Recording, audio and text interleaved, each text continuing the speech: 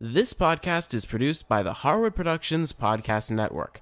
To learn more about the network and to find more of our shows, visit us online at www.harwoodpodcast.com.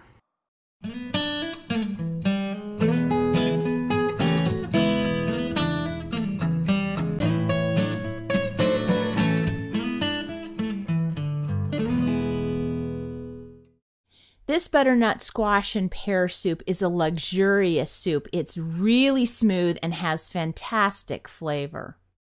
So first we have to prepare our butternut squash, and these are a really dense squash. So you have to use a big knife and you cut through the center of it. You can see how dense it is. And then you need to get a vegetable peeler, and I actually have one that's a serrated vegetable peeler, and you want to get that tough coating totally peeled off.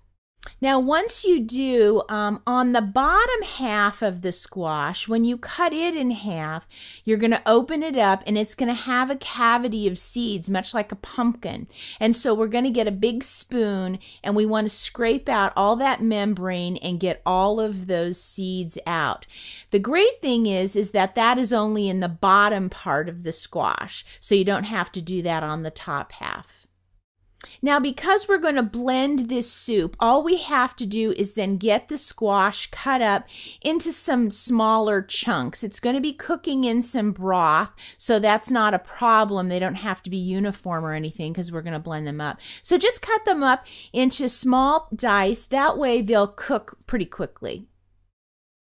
Now, once you're done with one half, you need to go back and peel the second half. Now, I have to tell you, I have seen in some grocery stores where they have bags of pre-cut, pre-peeled butternut squash. So if you wanted to see if you could get a hold of that, what you'd end up needing is 8 cups of cut squash. Then we want to take one onion, cut it in half and peel it, and then we're just going to slice it. Again, this is going to be blended, so it just needs to be cut thin so it will cook quickly. Now I've got my medium-sized soup pot and I've dropped in a tablespoon of butter, and then I'm going to put in a tablespoon of olive oil, and I have the heat on a medium-high heat. And then once the butter is bubbling, I'm going to go ahead and take and put my onions in. Now I want to cook these for about 4 minutes, and I'm just going to stir them occasionally. And while the onions are cooking, I'm going to go back over. I've got one beautiful pear, and you can use any kind of pear you like. I happen to like these red pears.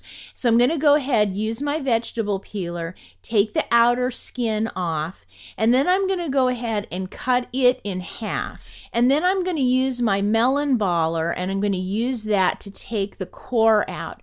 Now, when you're coring the pear, also feel for that fibrous piece that runs up the pear. Sometimes that needs to come out, and definitely take off the stem.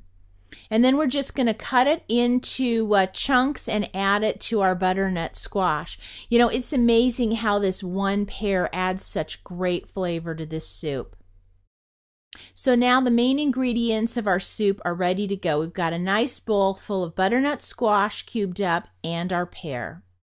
Back over at the soup pot, it's been about 4 minutes and our onions are starting to cook. So then I'm going to take 4 cups of chicken broth and I'm going to add that to the pot. I'm going to kind of stir that up, and then I want to bring this to a boil.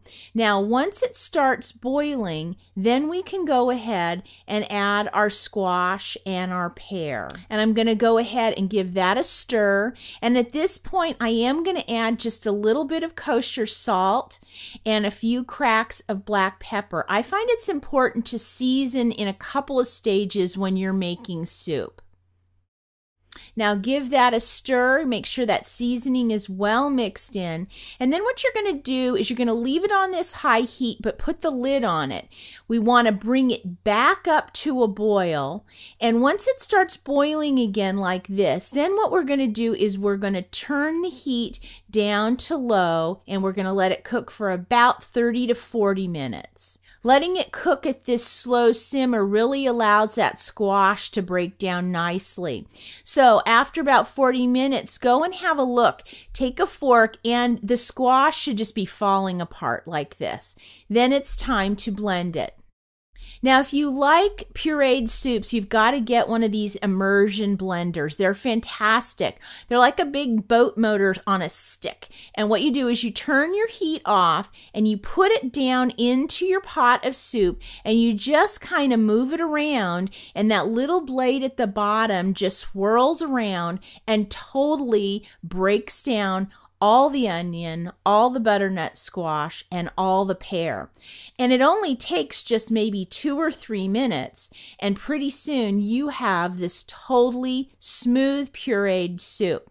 Now, the thing that's great about this technique is that in the old days when you wanted to make a pureed soup, you'd have to take your cooked vegetables and then put it into a blender, and you'd have to do it in batches, and it was fairly nightmarish.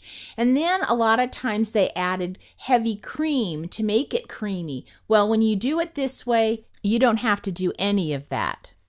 Now let me just show you how smooth that soup is. Look at that. Isn't that amazing? That immersion blender is fantastic. Now at this point, do taste it. It probably will need a little bit of salt, and that will really bring the flavors out. Give it a nice stir, and then this soup is ready to serve. Now, before I let you go today, I have big news. I've been nominated for a Tasty Award honoring the best in food and fashion programming. And I've been nominated for Best Home Chef in a Series for my Farmers Market Gourmet Show.